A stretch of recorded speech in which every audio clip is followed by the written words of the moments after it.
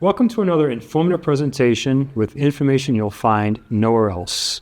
Our topic is the very effective and very yucky topic of FMT, fecal microbiota transfer or transplant. As the name implies, a portion of the feces from one person, the donor, is being transplanted into a recipient in poor health.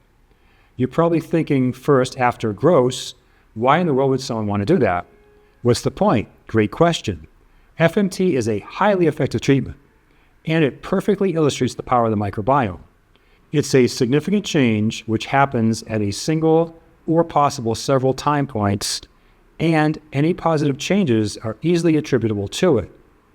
Once you're done with this presentation, you'll understand the role the microbiome plays in your health much better. Historical accounts linking FMT and disease date back to the 4th century BC in China, when human fecal suspension was used to treat patients with food poisoning, diarrhea, and those with fever and imminent dying. Today, the vast majority of its use is in the treatment of recurrent C. diff infections. I mention C. diff infections a lot in my presentations because it's the ultimate example of dysbiosis. For more, you can watch my presentation on it. FMT efficacy for C. diff is about 85 to 90%, which is astonishing for these very ill people. In fact, from this review paper, when you look at Table 2, I have highlighted many trials which compared FMT to antibiotics for the treatment of C. diff, and every time FMT won. See the column labeled Most Cost-Effective Treatment. This is very important for a couple of reasons. The costs for C. diff infections and recurrent infections is in the billions each year. Some hospitals struggle with readmission penalties. On average, 20% of the initial C. diff infections will result in a recurrent infection, which makes over $80,000 per year in the United States alone. And then, of course, there's the morbidity and mortality. Tens of thousands of people will die each year from a C. diff infection. The point being is that if FMT is so great for this nasty condition, then it must work for other less severe cases of dysbiosis, right? Well, yes, it does. But first, let's discuss what exactly FMT is. FMT stands for fecal microbiota transplant or transfer. Both terms are used. So what exactly is being done? Well, even the conventional medical community now recognizes the importance of FMT for those with C. diff infections, usually for recurrent C. diff infections, which can't be helped with antibiotics, which is ironic since antibiotics are the proven #1 risk factor for a C. diff infection. See my presentations on C. diff and antibiotics. They recognize that the microbiome has been compromised beyond return, and the patient literally needs a new healthy microbiome. So conversations about FMT are most often centered around C. diff. However, there are other countries with other researchers who also place value in microbiome health, and the reach of FMT is starting to spread given its amazing results in C. diff. So how is the donor selected? What defines a healthy microbiome? Well, good questions. There is no standard definition of a healthy microbiome. So really what we're looking for is a person in apparent health with a solid patient history and no risk factors. It's a pretty rigorous process, actually. From this paper, you can see that the screening encompasses many things. In the questionnaire, they might eliminate potential donors due to diseases like Crohn's or ulcerative colitis, or recent antibiotic use. If there is a blood exam, that may rule out other concerns such as HIV or hepatitis, to name only two. Then there's the fecal analysis, which looks for anything of concern. Here they show results for bacteria, parasites, and viruses. The two most predominant bacteria that were the cause of rejection were those you can see here in Figure 4.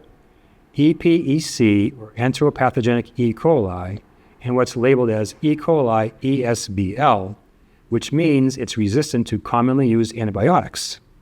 This trial here was published in 2024 after the mandate to test for this, since in 2019 the FDA published an alert after the death from this type of bacterium in FMT, which brings us to adverse events. In this very comprehensive review of 129 FMT studies, which included 4,241 patients who received 5,688 courses of FMT between them, the researchers report on adverse events. In total, 19% of the FMT procedures resulted in an adverse event. The most common was diarrhea at 10%, followed by abdominal discomfort at 7%. You can see a breakdown of the adverse events in this chart. The protocols with the lowest level of total events are the two that deliver FMT from the bottom up, usually to the cecum, which is the first part of the large intestine. The higher overall rates of events were from the top-down approach. As far as deaths, there were 5 in total, including the one mentioned previously, which accounts for 0.12% of the patients. Compare that to 20 to 30,000 deaths per year from C. diff in the United States alone. Again, the antibiotic-resistant bacteria are now screened for, along with a host of other possible troublemakers.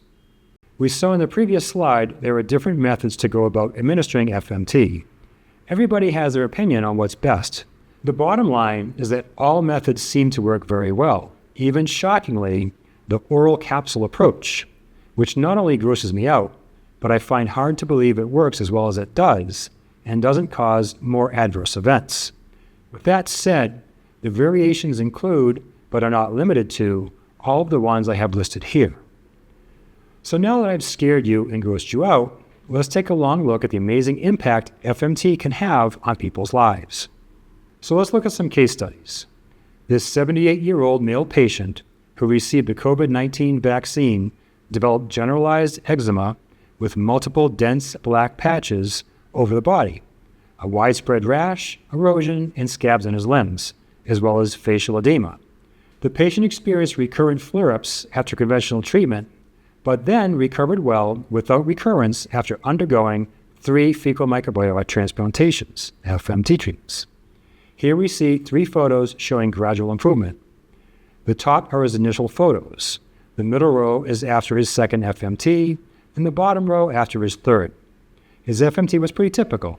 They used antibiotics to try to wipe out his microbiome, flushed him out with polyethylene glycol, that nasty stuff that makes you go to the bathroom constantly, and administered the donor sample at the end of his small intestine. And his elevated serum LPS levels, I frequently mention LPS, returned to a healthy level after FMT. This paper, which you can get and read, has 3 case studies. I'll just highlight one briefly. After a slew of symptoms, a 66-year-old female patient elected to undergo FMT treatment. The patient received a total of 6 FMTs, 1 via colonoscopy, with the others by rectal enema, taking just over a week to administer. During a 4-year period, the patient had not returned for review due to a long-term remission of her IBS symptoms. Interestingly, the doctor reported that the patient's global depression was markedly diminished after FMT. The patient had explained to the doctor that FMT fixed the pain that was ruining my life. Here's an even more powerful case study. An 82-year-old man was being treated for recurrent C. diff infection. He also suffered from dementia. The patient's wife reported that he no longer appeared to enjoy socializing and required considerable assistance with basic tasks such as food preparation, bathing, and taking his medication. Neuropsychiatric testing revealed significant impairments in multiple areas. Following fecal microbiota transplant for his C. diff infection, at the follow-up visit 2 months post-FMT, the patient's wife reported improvements in the patient's mental acuity and affect. Testing indicated normal cognition. 4 months post-FMT, the patient reported continued improvement in memory with no progression in symptoms. The patient now remembered his daughter's birthday, which he had not been able to recall previously, and was able to correct the physician's recollections of his symptoms. 6 months post-FMT, the patient reported a marked improvement in mood and was more interactive. Imagine reversing dementia. In another case study, a 19-year-old male adolescent with severe autism who was not responding to standard treatment received FMT. The patient, who was previously nonverbal, said his first 2 words and experienced a reduction in aggression 1 month post-FMT. This poor kid had a horrific microbiome. Within the red circle is his baseline microbiome. You almost never see a microbiome dominated by 3 species like this, and these aren't good ones. A huge percent of his microbiome was represented by Lactobacillus animalis. If you're familiar with my presentations, you know I am not a fan of lactobacillus in the dysbiotic. If you're not familiar, watch my presentation entitled Lactobacillus Probiotics, a Dumb Idea in Those Who are Dysbiotic. In second place, occupying way too much real estate is E. coli. E. coli is a classic opportunistic pathogen causing inflammation throughout the body. And rounding out this disaster encompassing 82% of the microbiome is Klebsiella pneumoniae, another pro-inflammatory opportunistic pathogen. You can see the drastic changes in color after FMT, representing huge shifts in the microbiome to be more representative of that of the donor. One very important shift was the enormous reduction in the phylum Proteobacteria from 26% to 1%. Proteobacteria is a phylum which houses a lot of bad actors to include E. coli. For our last case study, we have some unintended consequences which highlight the power of the microbiome. A 32-year-old female with recurrent CDI underwent FMT. Her whole life, she had never been obese. Her BMI before FMT was 26. She weighed 136 pounds. As per the patient's request, her 16-year-old daughter was chosen as the donor. At the time of the FMT, her daughter's weight was 140 pounds, a BMI of 26.4, but it increased later to 170 pounds. The recipient quickly became obese post-FMT, and at 36 months, her weight was 177 pounds, a BMI of 34.5. Despite a supervised weight loss program, she could not lose the weight. This is a case of the microbiome increasing energy harvest, which led to her obesity. Her C. diff infection was a result, however. So if you can gain weight from the wrong donor, can you lose weight from the right one? Well, that depends on the subject and the donor. In this trial, a subgroup analysis was done for the adolescents who had undiagnosed metabolic syndrome at baseline. BMI dropped significantly 6 weeks post-intervention. FMT also led to improvements in insulin sensitivity and glucose metabolism at 6 weeks post-intervention, but did not persist at subsequent visits. A majority of participants in the FMT-treated group, 78%, had resolution of metabolic syndrome by 26 weeks post-intervention. So a couple points here.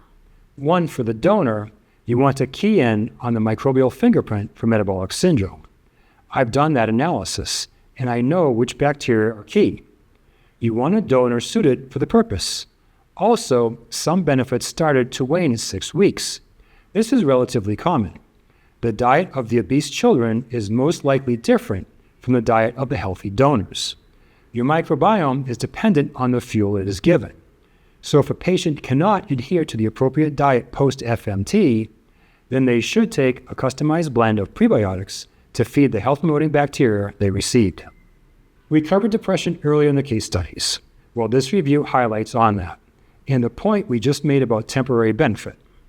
Here, 21 studies looking into the effect of fecal microbiota transplant on symptoms of psychiatric disorders were reviewed. You can see the design for some of them in Table 4. The authors concluded, quote, "There appears to be strong evidence for the treatment and transmission of psychiatric illnesses through FMT, but it has its limits. Although some studies observed an alleviation of symptoms that seemed to last indefinitely, the majority found this benefit to be transient, only lasting for around 3 to 6 months, which, if used as a treatment for psychiatric disorders, is a limitation for FMT in clinical practice. So again, your microbiome is determined by several things, the most important of which are diet and antibiotics. If you put in good bacteria, but if you don't feed them, they won't thrive. Clearly, no one is going to do FMT every 3 to 6 months, but they can take daily an intelligently blended combination of prebiotics at an efficacious dose designed for the condition in mind, in this case, depression and anxiety. In our case studies, we also had an example of benefit in autism. It worked to a certain degree for the 19-year-old patient, but is it shown to work across the board? This study is a continuation of a previously successful one, which included 18 autism subjects. The researchers went back and followed up on these subjects out to 2 years post-FMT, and autism-related symptoms improved even more after the end of treatment. Based on the Childhood Autism Rating Scale, rated by a professional evaluator, the severity of autism at the 2-year follow-up was 47% lower than baseline, compared to 23% lower at the end of week 10. At the beginning of the open-label trial, 83% of participants rated as severe diagnosis. At the 2-year follow-up, only 17% were rated as severe. 39% were in the mild to moderate range. How impressive to be able to reverse autism so substantially by switching out the bacteria within the gut. Let's look at another almost impossible condition to treat, Parkinson's disease. We can see here in this paper that following FMT, there were significant improvements in all measures of motor and non-motor symptoms, and these are correlated with significant changes in various taxa.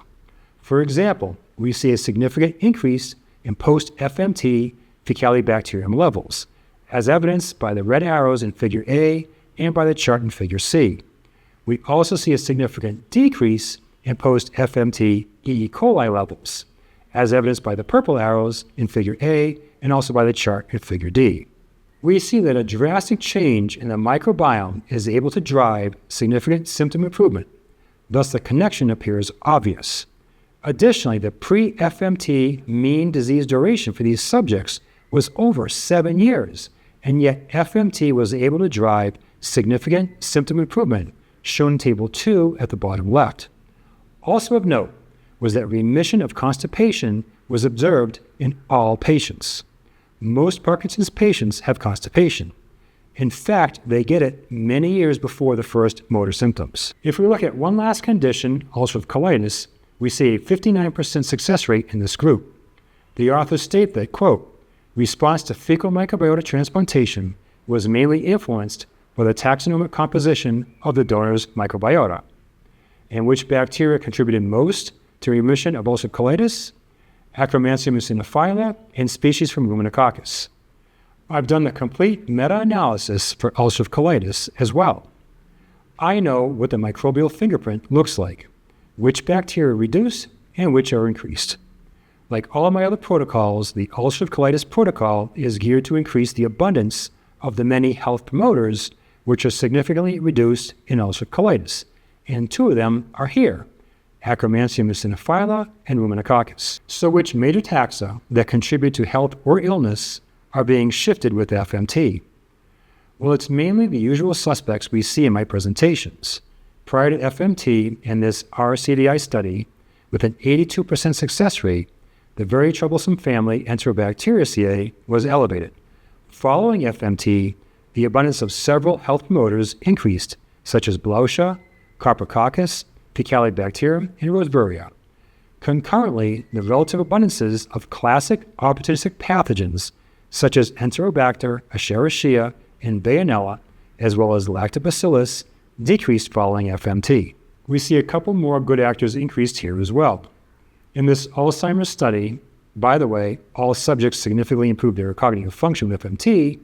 We see increases in health promoters post-FMT, like Odoribacter and Allostypes, and decreases in classic bad guys like Enterococcus.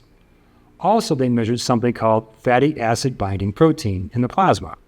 Intestinal fatty acid binding protein is expressed in the epithelial cells of the mucosal layer of the small intestine tissue.